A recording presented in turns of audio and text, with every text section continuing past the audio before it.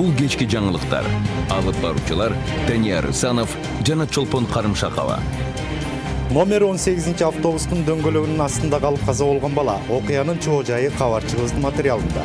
Рим түбөл Азиз Батукаевдин абактан мыйзамсыз бошотулушу боюнча кылмыш иши сотко өткөрүлдү. Санариктешүү санаасы бүгүн Борбор Азиядагы технология тармагындагы адистер бир аянтчага топтолду. 5-каналдын түз эфиринде кечки жаңылыктардын топтому менен тааныштырабыз. Саламатсыздарбы?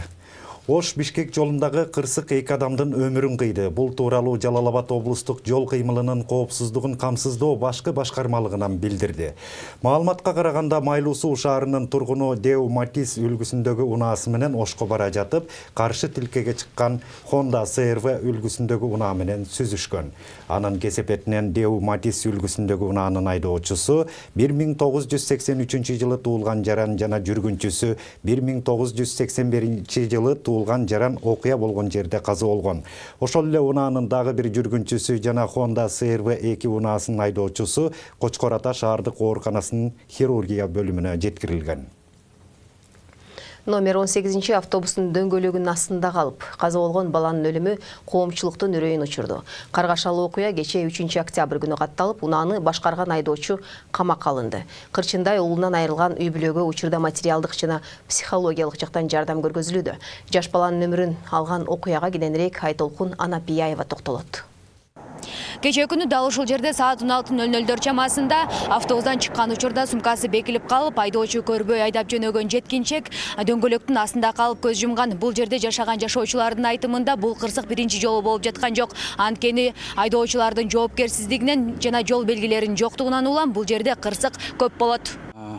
Кечээкү болгон окуя бардыгыбыздын көңүлүбүздү чөктүрдү. Конечно, бардыгыбызда балдар бар. Биздин да балабыз 6 класста окуйт. Күнтү айылында. Балабыздын айтышы боюнча водительдер ушундай балдар түшө электе эле айдап кетип атышыптыр да. Бул биринчи эле случай эмес, көп эле ушундай случай болуптур. Анан кичинекей балдар ушундай кырсыкка учурап атканына биз дагы кабатырбыз да. Жаш баланын өмүрүн алган каргашалуу окуя бир эле 18 автобустун айдоочуларынын эмес, бүтүндөй коомдук транспорттун жүргүнчүлөрүнүн да үрөйүн учурду. Унаа башкаруучулар мындай окуя башка айдоочуларга да сабак болуп, балдардын коопсуздугуна өзгөчө көңүл буруусу керектигин айтат. Кырсык Кашкабактын ортосунда аябай балдар деле ошо жүгүрөт, антип кетет. Биз деле кой антпай митпей дейбиз. Кокустук болуп калды. Эмне дейбиз? Элибизден кечирим сурайбыз. Башка эчтеке деп айта албайбыз. Автобустагы кырсыктан каза болгон Мырза Жумакалиев 2008 жылы туулган. Ал номер 70 мектеп гимназиясынын 5 классында окуучу. Чырактай кезинде көз жумган Мырзанын өлүмүнө байланыштуу учурда кылмыш иши козголуп, айдоочу камакка алынды. Азыркы учурда бул жол кырсыгы боюнча иш Сокулук райондук ички иштер бөлүмүнүн тергөө кызматына өткөрүлдү. Алдын ала маалыматтарга караганда айдоочу 48 саатка камакка алынды.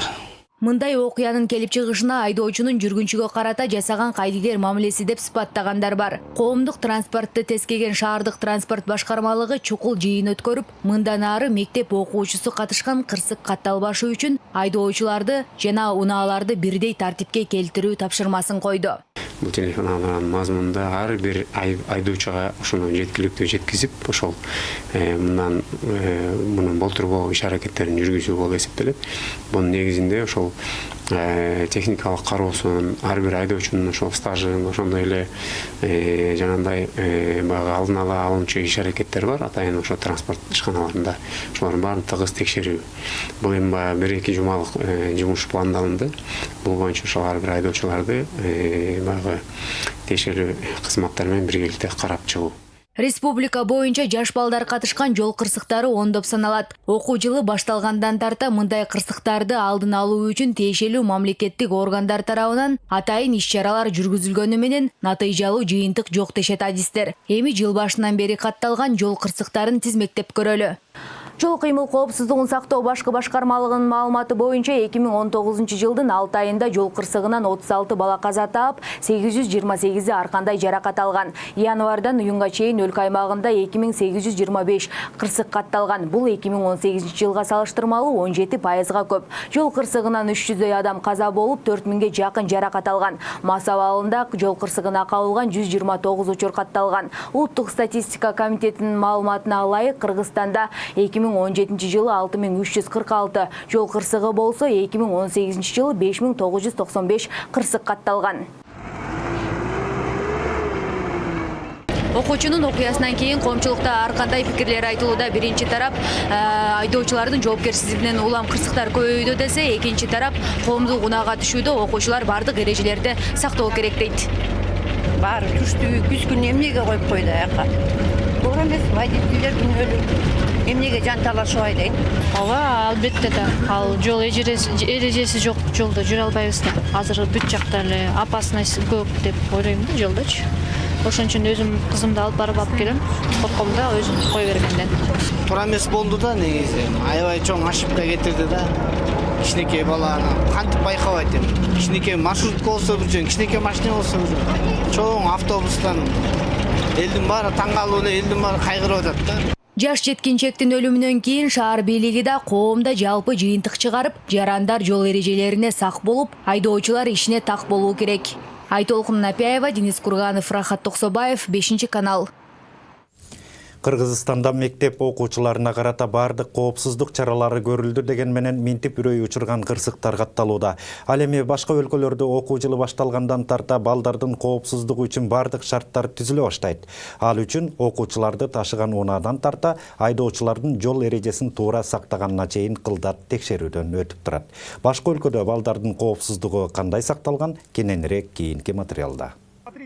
Окуу жылы башталгандан тарта башка өлкөлөрдө балдардын коопсуздугун алдын алуу чаралары көрүлө баштайт. Алсак ири державалуу Америка өлкөсү. Анда мектеп окуучулары үчүн атайын автобустук каттамдар кызматта. Ар күнү окуучуларды алып кетүү, кайра үйүнө аман эсен жеткирүү айдоочулардын мойнунда. Ал эми транспорттун коопсуздугу тууралуу айта турган болсок, унаа аялдамага токтогон убакта автобустан токтоо деген кызыл түстөгү белги чыгат. Бул учурда бир дагы автоунаа токтогон автобусту кесип өтүүгө укугу жок. Ал эми Японияда балдардын коопсуздугу биринчи орунда турат. Маселен, буга чейин Кытай басылмалары Киосиратаки темир жол станциясы Япониядагы Хоккайдо аралына чейин барган бир жүргүнчү окуучу кыз үчүн иштерин жазган. Ага чейин тиешелүү жетекчилер станцияны жабуу чечимин кабыл алып, кийин ал поезд менен бир окуучу кыз келет деген маалыматты уккандан кийин темир жол станциясын токтотпой иштете берүү чечимин кабыл алышкан. Поезд күнүнө 2 ирет япониялык кыздын сабагы бүткөнүнө карап каттайт. Окуя мындан 3 жыл мурда болгон. Мен бул поездге акыркы 3 жылдан бери отуруп келем. Бул мен үчүн адатка айланып калды десем болот. Япониядагы бул окуяны көргөн эл аралык серепчилер окуучуларга болгон мамлекеттин камкордугу деп баалашкан. Жазгүл Мадинова, Кудрат Ашмурзаев, 5 канал. Крим Төөл Азиз Батукаевдин абактан мыйзамсыз бошотулушу боюнча кылмыш иши сотко өткөрүлдү. Бул тууралуу башкы прокуратуранын маалымат кызматы кабарлады. Ага ылайык башкы прокуратура Ички иштер министрлигинин тергөө кызматы тарабынан берилген материалдарды карап бүткөн. Анда абактагы мурунку президент Алмазбек Атамбаевка анын уюшкан кылмыштуу топтун кызыкчылыгы үчүн коррупцияны уюштурууга шектелип жатканы тууралуу билдирме берилген. Ошондой эле күнөө коюлган актыларды башкы прокуратура бекитип, аларды Атамбаевка, мурунку башкы прокурор Индира Жолдубаевага, жаза аткаруу боюнча мамлекеттик кызматтын төрагасынын мурунку кеңешчиси Калыбек Качкыналиев жана ошол учурда Бишкектеги гематологиялык борбордун директору болуп турган Абдухалим Раимжановго тапшырган. Бул ишти Бишкек шаарынын 1-май райондук соту карайт. Кененирээк кийинки материалда. Батукаев Азиз Алашевич, улуту чечен, 1966 жылы Чүй облусунун Токмок шаарында төрөлгөн. Укук коргоо органдарынын маалыматына караганда, ал 1990 жылдары бир тууган агасы Алауддин Батукаев менен бирге Кыргызстандагы бирден бир кылмыштуу топту жетектеп, талап тоноочулук, буйртма киши өлтүрүү, баңгизат соодасы менен алектенип, Чүйдүн чыгыш бөлүгүн көзөмөлдөп турган. Батукаев курал сактоо, каракчылык боюнча соттолуп, эркиндикке чыккандан кийин Рысбек Ахматбаевдин кылмыштуу тобу менен тиреши башталып, 2002 жылы бир тууган агасы Алауддин Батукаев атып өлтүрүлгөн. Нарын шаардык соту 2013 9 апрелде Азиз Батукаевди мөөнөтүнөн мурда бошотуу боюнча ишти шашылыш карап чыгып чечим чыгарган. Ага дарыгерлердин ал ак кан дартына чалдыккан, ана мына өлгөнү калды деген кокуйлаган диагнозу себеп болгон. Ошентип Кримтөөл нарын абагынан түз эле Манас аба майданына жеткирилип, VIP зал аркылуу Чеченстандын Грозный шаарына жеке менчик учак менен учуп кеткен. Кийин Батукаевга диагноз койгон дарыгерлер аны коргоп бошотулуусун талап кылган айрым саясатчылар жүйө кылган. Айыккы силдетке чалдыкты, аз күндүк өмүр калды деген сөздөрдүн калпы чыгып, 2014-жылдын 20 майында жаза аткаруу мамлекеттик кызматы Батукаевге эл аралык издөө жарыялаган. Бул окуяларга байланыштуу анын бошотулуусу боюнча бир катар мурдагы аткаминерлер менен дарыгерлер да суракка чакырылып, кээси камакка алынган. Ал эми мурунку башкы прокурор Аида Салянова, ошол кездеги вице-премьер Шамил Атаханов жана саламаттык сактоо министри Динара Сагынбаева, ошол учурда президенттик аппараттын сот реформалары бөлүмүндө иштеген Индира Жолдубаева тергөө менен кызматташмай болду деген жүйө менен үй камагына чыгарылган. Батукаевдин бошотулушуна ошол учурдагы президент Алмазбек Атамбаевдин да түз тиешеси болгон деген кине менен мурунку президенттин өкүлдөрүнө 3 ирет суракка чакыруу берилген. Атамбаев суракка чакыруудан баш тарткандан кийин улуттук коопсуздук кызматынын атайын даярдыктагы бөлүгү мурунку президентти мажбурлап алып келүү тапшырмасы менен анын Кой таштагы үйүнө басып кирген. Бирок Атамбаевдин тарапташтары катуу каршылык көрсөтүп, ок атылган. Натыйжада спецназдын бир жокери каза таап, акыркы маалыматтар боюнча 140ка чукул адам ар кандай жаракат алган. Бир нече айдан бери тергелип келе жаткан бул иштин сотко өткөрүлгөнүн бүгүн башкы прокуратура маалымдады. Ага ылайык бул ишти Бишкек шаарынын 1-май райондук соту карайт. Кенжебай Сатканалиев, Тилек Аскатбеков, 5-канал. Азаттыктын оператору Айбек Кулчумановдун денесинен эч кандай жаракаттын издери табылган жок. Бул тууралуу Ош шаардык милициясынан билдиришти. Маалыматка караганда мындай корутундуну соттук медициналык экспертиза чыгарды. Матраимовдордун үйүнүн короосунда жүргөн багбан денесинен жеңил жаракат алганы аныкталды. Жабырлануучу Райымбек Матраимовдун тууган эмес деп билдирди шаардык ички иштер башкармалыгы. 28-сентябрда Ошто Азаттыктын оператору Айбек Кулчуманов Райым миллион катары таанылган Райымбек Матраимовдун үйүнүн жанында дрон учуруп, видео тартып жаткан. Бул убакта үйдүн аймагынан бир канча киши чуркап чыгып, журналисттин колун толгоп, дрондун пультун, телефонун жана камерасын тартып алышкан. Бишкектин Ленин райондук сотунда экс-мэрлер Албек Ибраимов, Кубанычбек Кулматов жана 10 адамдын иши боюнча соттук процесс уланды. Келген күбөлөрдөн сурак алынган соң судья отурумду жылдырды. Кийинки соттук отурум 7 октябрга белгиленди. Мурунку мэрлер Кулматов, Ибраимов жана алар менен биргеликте Бишкек мэриясынын капиталдык курулуш боюнча коомдук мамлекеттик башкармалыгынын мурунку жетекчиси. Бирге кылмыштык сүйлөшүүгө барган жеке компаниялардын жетекчилерине 303 берене боюнча айып тагылган. Бишкектин экс-мэри Кубанычбек Кулматов боюнча каралып жаткан кылмыш иштеринин мамлекетке келтирилген зыяны 94 миллион 884 миң сомго бааланган. Бишкекте аймактарды өнүктүрүү жана өлкөнү санариптештирүү жылына карата Борбордук Азиядагы санарип трансформациясы аттуу конференция өттү. Анда бир нече өлкөдөн келген адистер технология тармагындагы азыркы абалды жана анын келечеги боюнча талкуу өткөрүштү. Жыйындын жүрүшүндө чет элдик адистер докладдарды жасап, санариптешкен башка өлкөлөрдөгү абалдарды жана андагы кыйынчылыктарга токтолушту. Ошондой эле бул иш-чарага президент Сооронбай Жээнбеков баш болгон өкмөт өкүлдөрү да катышты. Кененирээк Кенжебай Сатканалиевдин материалында. Борбордук Азиядагы санарип трансформациясы конференциясынын негизги максаты технология тармагындагы азыркы абалды жана анын келечегин талкуулоо. Ал үчүн Бишкекке дүйнөнүн 40 өлкөсүнөн 100дөн ашуун технологиялык адистер, серепчилер чакырылган. Бул 3 күнгө созулган иш-чарада чет элдик адистер докладдар жасап, санариптешкен өлкөлөрдөгү артыкчылыктар жана мүчүлүштүктөр тууралуу кеп салышат. Passenger which we all relate to gets on a plane with eight bags and when he gets down Бул иш-чаранын алгачкы жыйыны бүгүн старт алды. Анда дүйнөнүн 40 өлкөсүнөн келген технология тармагындагы адистер, серепчилерден сырткары кыргыз өкмөтүнүн өкүлдөрү да катышты. Алгач Кыргызстандын маалыматтык технологиялар жана байланыш мамлекеттик комитетинин төрагасы Дастан Догоев ачып, учурда Кыргызстанда жасалып жаткан санариптик иштер боюнча кыскача баяндама жасады. Санариптештирүүнү ар бир жаранга жетүүсү жана ар бир жаран аны сезе билиши керек. Жакында эле тактап айтканда 3 күн мурда биз сектордун мобилдик тиркемеси аркылуу транспорт каражат жөнүндө маалыматтын көчүрмөсүн алуу боюнча кызматты ишке киргиздик. Бул долбоорду ишке ашырууда инфосистема, инфоком, түндүк жана IT сервис мамлекеттик ишканаларынын иш-чарасын жыйынтыгы болду. Бул жыйынга ошондой эле президент Сооронбай Жээнбеков да катышты. Ал өз сөзүндө быйыл Кыргызстанда аймактарды өнүктүрүү жана өлкөнү санариптештирүү жылы деп жарыяланганын. Анын алкагында санариптештирүү боюнча Кыргызстанды региондо алдыңкы орунга алып чыгуу максаты коюлганын белгиледи. Биз Кыргызстан технологиялык трансфердин регионалдык борбору болушубуз керек. Бул биздин амбициялуу максатыбыз. Биз алдыңкы технологияларды өздөштүрүп башкаларга жайылтуубуз зарыл.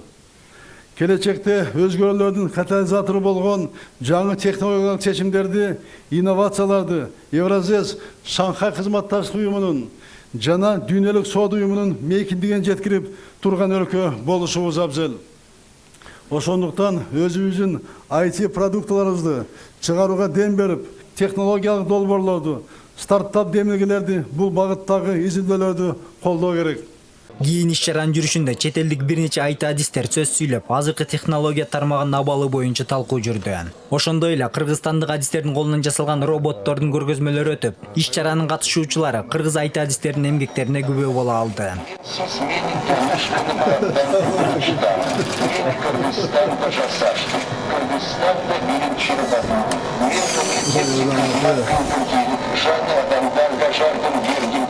Бул иш-чара Кыргыз өкмөтү тарабынан уюштурулган. Ал аймактарды өнүктүрүү жана өлкөнү санариптештирүү программасынын алкагында өткөрүлүүдө.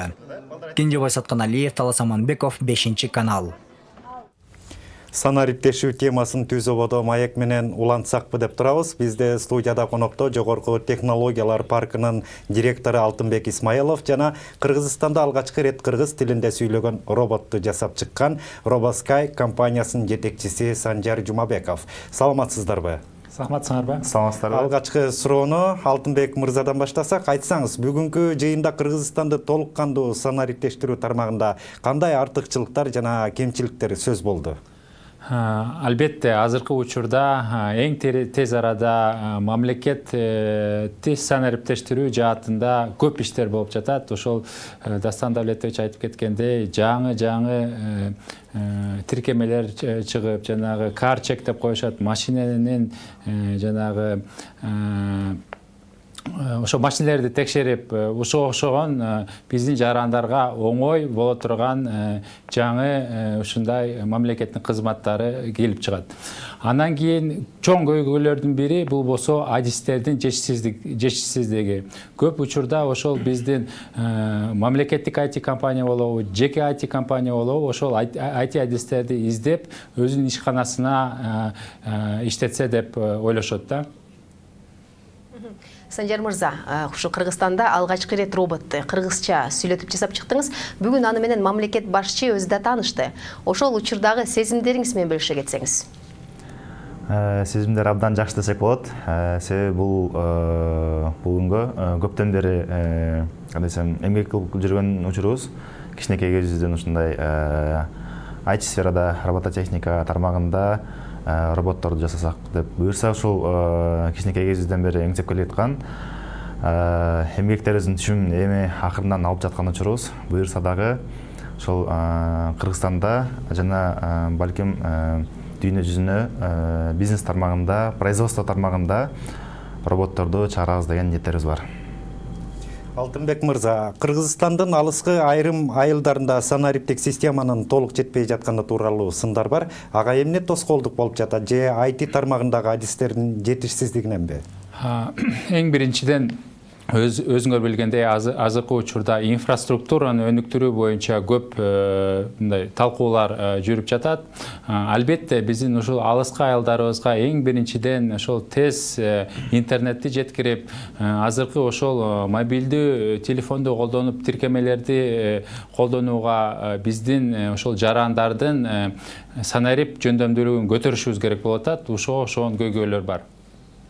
Санжар мырза, ушу сиздин жолуңузду жолдоп, жаңы технологияларды жасап чыгарат элек жаштар барбы? Албетте бар. Негизи биздин биринчи проект бул RoboSky балдарга окутуу борборун ачканбыз.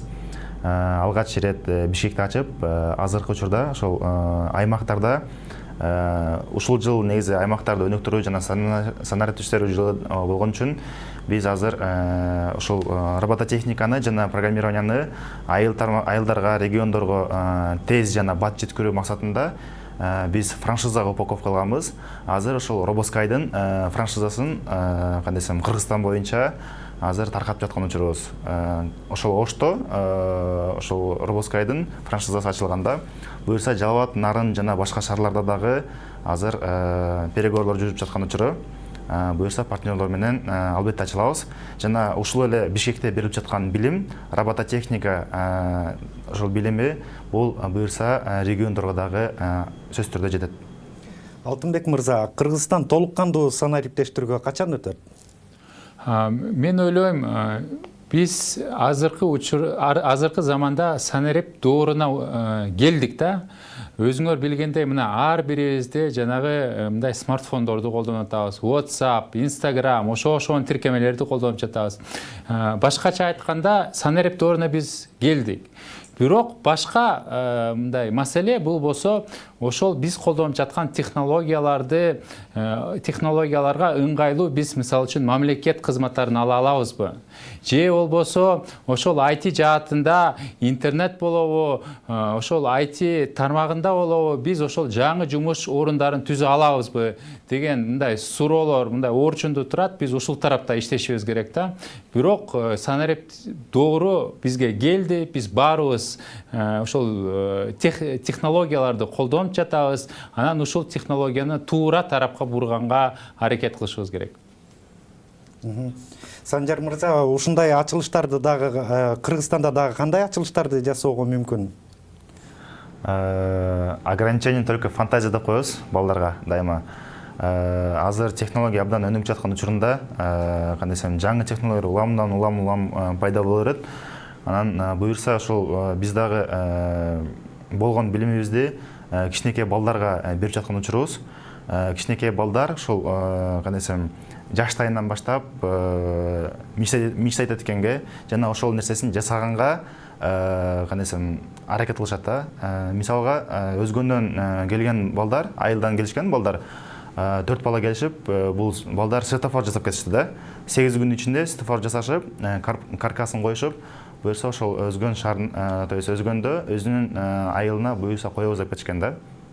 Жана ошондой эле алынган билимди колдонуп, мисалы үчүн бизнес тармагында Lightbox деп коет. Ал жакта ошол алган билимди колдонушуп азыр кандайдыр бир нерселерди жасап жаткан учурда. Буюрса технология дайыма өнүгөт, буюрса Кыргызстандан дагы жаш кандай десем ойлоп табуучуларды дагы буюрса күтөбүз. Урматтуу коноктор, тилекке каршы бизде убакыт чектелүү, атайын келип маек куруп бергениңиздер үчүн терең ыраазычылык билдиребиз. Бизде конокто Жогорку технологиялар паркынын директору Алтынбек Исмаилов жана Кыргызстанда алгачкы ирет кыргыз тилинде сүйлөгөн роботту жасап чыккан Roboskay компаниясынын жетекчиси Санжар Жумабеков болду. Биз берүүнү улантабыз. Сиздер 5 каналда жаңылыктардын кечки чыгарылышы менен таанышып жатасыздар. Эми берүүнүн 2 бөлүгүнө өтөлү. Жаңа кабыл алынган мыйзамдардын негизинде Бүгүн ортундуу окуялары. Ташкент тармагында жарандарыбызга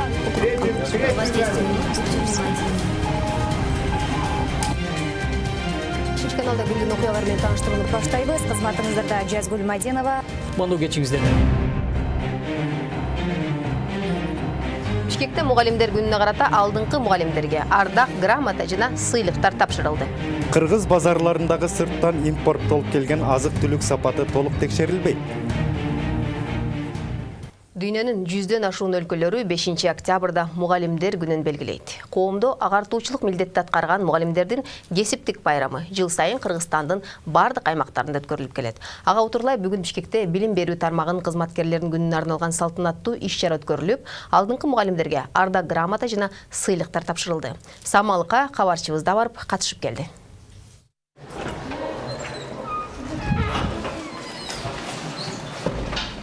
Саламатсыңар балдар? Отургула. Гүлнара Эсенбаеванын мугалимдик кесипти аркалаганына быйыл 30 жылдан ашты. Ал бул аралыкта республиканын дээрлик бардык аймактарында иштеп көрүүгө үлгүргөн. Ага жолдошунун аскер адамы болгондугу себеп. Жолдошунун кесибине байланыштуу жумушурдун байма-бай алмаштырууга туура келген учурлар да болгон. Бүгүн анын эмгеги бааланып, Бишкек шаары боюнча эң мыкты мугалимин наамы менен баалуу сыйлык тапшырылды.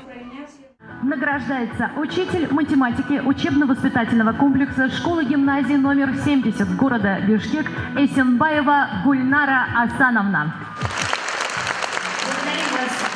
Мен 70-чи гимназияда 15 жылдан бери кызмат кылып келатам. Анан ушул менин жеңишим, бул жалпы мен эле жеңишим эмес, бул биздин мугалим коллективдери, биздин администрациябыз көп жардам берген. Анан биздин ата-энелердин жардамы менен. Майрамга карата уюштурулган салтанаттуу иш-чарада өлкөдөгү бир нече мугалимдер Билим берүү министрлиги тарабынан төш белги, баалуу белектер жана ардак грамоталары менен сыйланды. Андан соң мугалимдер жааматын өкмөт башчы куттуктады. Башкысы жарандын билим берүү болушуна түрткү берген адам бул мугалим. Мугалимдер билимдин кенчи, бардык жакшы турмуштун ачкычы сиздер деп билебиз. Ошондуктан Кыргыз Республикасынын өкмөтүнүн атынан сиздерге бүгүнкү ыйык күн мугалимдердин күнү менен чын дилимден куттуктайм. Денисак билимдүү адам гана өлкөнү өзгөртө алат. Мындан улам ар бир мугалимдин саламаттыгын бекемдөө максатында алгачкы кадам ташталды. Алсак Билим берүү министри көз микрохирургиясы медициналык борбору менен бирге атайын келишимге кол койгон. Келишимдин негизинде Кыргызстандагы 400 мугалимдин көзүнө акысыз операция жасалары күтүлүүдө. Биз райондордо атайын тизмелер түзөбүз. Өзүңүздөр билесиздер, мугалимдердин кесиптик ооруларынын бири бул көз байланыштуу да. Ошон үчүн баягы катаракталар болобу, же көздөгө башка бир мындай бир операциялар болобу, ошолордун бардыгын ошол клиника 400 мугалимге, анын ичинен эгер зарыл болгон болсо биз окуучуларга дагы деп атабыз. Биз атайын квота берди бизге. Расмий маалыматтар боюнча былтыр республиканын билим берүү чөйрөсүндө өлкөнүн калкынын 9%га жакын эмгектенген. Бүгүнкү күндө Кыргызстанда 4000ден ашуун мектепке чейинки жалпы билим берүү, баштапкы, орто жана жогорку кесиптик билим берүү уюмдары иштейт. Биринчи мугалимибиз Дүйшөн Аксакал отурушу керек эле. Биз мугалимдерди сыйлашыбыз керек. Космоско учкан космонавт дагы, академик дагы, элди дарылаган дарыгер дагы бардыгы мугалимден сабак алган. Биз ошону түшүнүп, баалаганда гана. Айжамал Бакытбек кызы, Бакыт Кошалиев, 5-канал. Өнүккөн өлкө болгонго. Мамлекет билим берүү системасын өнүктүрүүгө жана педагогдордун эмгек шартын жакшыртууга бардык аракеттерди көрүп жатат. Бул тууралуу президент Сооронбай Жээнбековдун билим берүү кызматкерлерине арналган куттуктоосунда айтылган.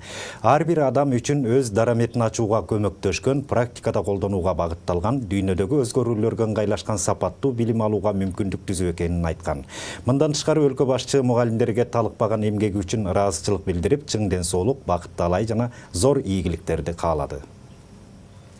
Вице-премьер-министр Алтынай Өмүрбекова улуу жеңиштин 75 жылдыгына даярдык көрүү жана өткөрүү боюнча уюштуруу комитетинин жыйынын өткөрдү. Ал 2020 жылы улуу жеңиштин 75 жылдыгы белгиленерин эске салды. Жеңиш күнүнүн тарыхый маанисин эске алуу менен бул күн жалпы элдик майрам катары белгиленет деди. Советтер Союзундагы бир тууган элдердин фронттогу, тылдагы биримдигинин жана баатырдыгынын негизинде жеңишке жеттик. Учурда өкмөт ардагерлердин жана тылда эмгектенгендердин социалдык абалын жакшыртуу боюнча бардык чаралар кабыл алынып жатканын кошумчалады.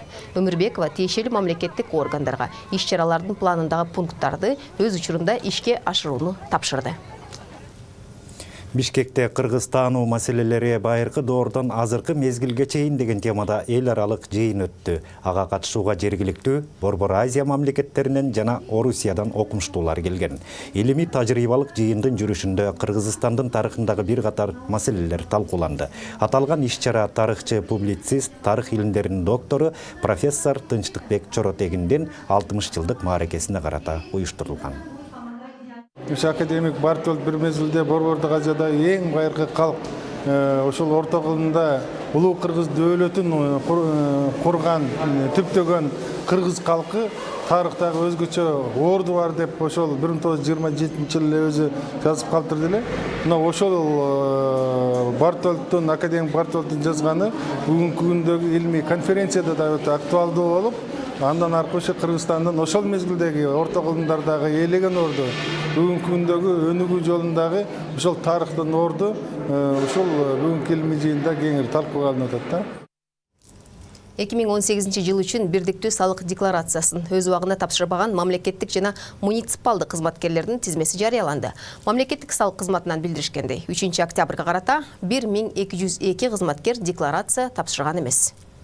2019 жылдын 3 октябрына карата 1202 кызматкер декларация тапшырган эмес. Анын 1000ге жакыны жергиликтүү органдарда иштегендер. Арасында мамлекеттик каттоо кызматынын 25, жогорку кеңештин 22, президенттин, өкмөттүн иш башкармалыгынын 6 кызматкери бар. Андан тышкары түрдүү министрликтер менен мекемелердин адистери да бул милдетти аткарышкан эмес. 2018 жылга салык декларациясын тапшыруу мөөнөтү 1 апрелде аяктаган. Кыргыз базарларындагы сырттан импорттолуп келген азык-түлүк сапаты толук текшерилбейт. Эксперттердин баамында кыргыз базары азык-түлүк менен келчү коркунучтардан жана өзүн өзү камсыздоодон болгону 50% гана корголгон. Бул тууралуу Бишкекте азык-түлүк коопсуздугу, айыл чарбасындагы өндүрүлгөн товарларды экспорттоо маселеси талкууланган жыйында айтылды. Соңку кезде базардагы азык-түлүккө болгон баанын өсүшү да жыйында талкууланды. Кененирээк кабарчыбыздын материалында. Серепчилердин баамында азык-түлүк экспорт жана импорт боюнча кыргыз базары болгону жартылай корголгон абалда тамак-аш коопсуздугун башкы планга коюу мезгил талабы болуп турат. Анткени атуулдардын саламаттыгына байланышкан маселелердин башы дал ушул азык-түлүк коопсуздугунан көз каранды. Кытайдан келип аткан тамак-аш боюнча бүгүнкү күндө ал тамак-аштын сапаты боюнча, ал тамак-аштын башка көрсөткүчтөрү боюнча эч ким эмне кепилдик бере албайт. Кепилдик берүү боюнча буга чейин сөз болгон жок. Bunun негизги аргументи катары ушул кичинекей наристелердин астында ар кандай оорулардын, анын ичинде рак ооруларынын кенен жайылышы, аялдардын арасында рак ооруларынын кенен жайылышы бул тамак-аш коопсуздугунун эң негизги эмнеси болуш керек эле, өзөгү болуш керек эле. Кыргызстандык атамекендик өндүрүүчүлөр өлкөнү азык-түлүк тамак-аштын айрым түрлөрү боюнча гана камсыз кыла алат. Калган негизги азык-түлүк сырттан импорттолуп келет. На сегодняшний день Кыргызская республика Биздин атамекендик өндүрүүчүлөр өлкөнү азык-түлүктүн 4 түрү менен гана камсыз кыла алат. Бул сүт, жашылча, картошка жана кумшекер. Ушул жергиликтүү өндүрүлгөн азыктар биздин жарандарды толук камсыздайт.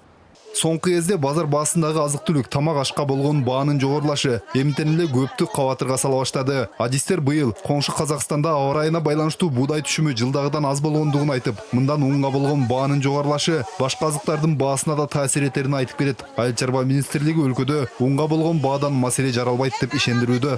Аба ырайына, климаттык шарттарга тиешелүү болуп быйыл Казакстанда баягы түшүм аздыраак деп айтып атышат, бирок бүгүнкү күндө ун маселеси боюнча, азык-түлүк коопсуздугу боюнча эч кандай коркунуч жок.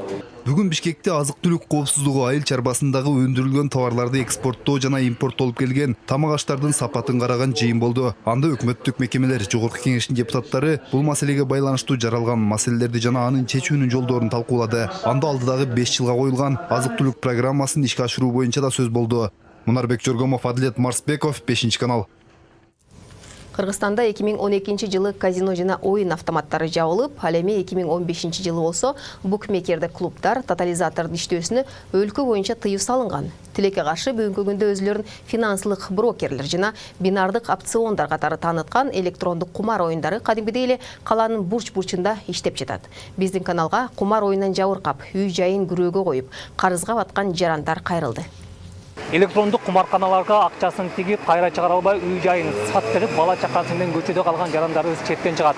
Алардын бири атын атагысы келбеген мекендешибиздин угулу, мына мен артымда турган Ringo Trade брокердик клубуна $100,000 акчасын салып, кайра чыгара албай койгон. Мен пострадавчиймен, мисалы үчүн. Мен өзүм билем, балам бир нече жолу издеп келип ушул жерден таап кеткен. Канча акча салган? $100,000 салган 5 точкага. Көз жашыбыздан алып ошол акчаны тамак ичип атасыңар. Тартпаңызчы беке. Сиз канча убакыттан бери ойнойсуз? Канча сом уттуңуз? Эмнени таптыңар? 1 сом таптыңарбы? Эртең түрмө бара турган жериңер эгер кулаңарга кирсе. Бирок Ringo Trade финансылык брокеринин ээлери компанияда эч кандай азгыруучу кумар оюндары ойнолбостугун фирма биржалык мекеме катары юстиция министрлигинен каттоодон өткөндүгүн билдирүүдө. Ошондой эле Ringo Trade мамлекетке салык төлөп, өкмөт бекиткен жоолор менен иштеп жаткандыгын айтууда. Ал эми алардын үстүнөн арызданган аялды жана акча уттурган уулун көрбөгөнүн билдирүүдө. Ringo Trade финансылык брокери арыз менен журналисттерге кайрылган аялды өзү карызга батып алып, ал акчасын брокерден өндүрүү аракетин көрүп жатат деп эсептейт.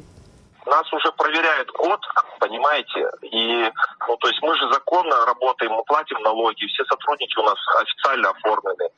Биз салык төлөйбүз, бизге иштегенге мамлекет уруксат берген. Ал айылдын акча уттудум деген уулу өзү алдамчылык менен соттолуп жүрөт азыр. Канчалаган карыздары бар. Эми ошол акчаларын бизден өндүрөм деп ойлоп жатабы билбейм. Эгер чындыгында ошол жигит бизге акчасын уттурган болсо, эмне үчүн анда бизге өзү басып келбейт? Дайым апасын жиберип, өзү четтеп турат. Келсин сүйлөшөлү. Биз бир жолу да баланы көргөн жокпуз. Арызданган аял бизди фонд түзөм, жаптырам деп коркутуп жатпайбы? Биз жашыруун иштеп жаткан жокпуз да. Бул жерде биздин ишибизге эле зыяны тийип жатат. Билбейм, балким атаандаштардын оюну түшүнбөй да калдык. Мен сиздерден калыстыкты гана үмүт кылам. Ну, у нее нет никаких фактов вообще, понимаете? Она доказать не может ничего. У вас такие инструменты в руках, и мы рассчитываем на вашу справедливость. Адамды азгырып карызга батырган кумар оюндары боюнча бул журналисттик иликтөөнүн толук версиясын эртең ишембиде кечки саат 9-да эфирге чыкчу апта сирип маалымат аналитикалык берүүсүнөн көрсөңүздөр болот. Ушул күндөрү маркум иликтөөчү журналист Улан Эгизбаевдин кичи мекени Кочкордун Көкжар айылында анын жылдыгы өтүп жатат. Ага Бишкектен маркумдун кесиптештери, саясатчылар барууда. Жылдыкта Куран окутулуп, Улан Эгизбаев эскерилүүдө. Уланбек Эгизбаев былтыр 22 июлда Ысык көлдө сууга түшүп жаткан жеринен сырдуу жагдайда каза тапкан. Ички иштер министрлиги соттук медициналык экспертизанын жыйынтыгына таянып, журналист сууга чөгүп каза болгонун жарыялаган. Көз өткөндөн 3 айдан кийин былтыр 11 октябрда Улан уулу төрөлүп, ага Белек деген ысым ыйгарылган. Бүгүнкү кечтин негизги маалыматтар өзөгүн мына ушул окуялар түздү. Ушул жана башка кабарлар менен биздин каналдын интернеттеги баракчаларынан да тааныша аласыздар. Ал эми азыр эфирде Нарынайыптын авторлук кеп ошондо берүүсү улантмакчы. Саламатсызбы? Бүгүн кайсы темада кеп козгойсуз? Кечүүнкү профсоюздар жыйынында мыйзамдын өткөнү экинчи окууда өтүп кетти, бирок биринчи, экинчи жолу добуш бергенде, колго салынганда өтпөй, уламга кайра добуш берип атып, күчкө салып өткөрүшкөн да. Анда сизге тунук эфирге алайлык, ийгилик. Мына ушундай маалыматтар менен көрсөтүүбүздү жыйынтыктайбыз. Саламатта калыңыздар. Кечиңиздер көңүлдүү улансын. Кайрадан амандашканча.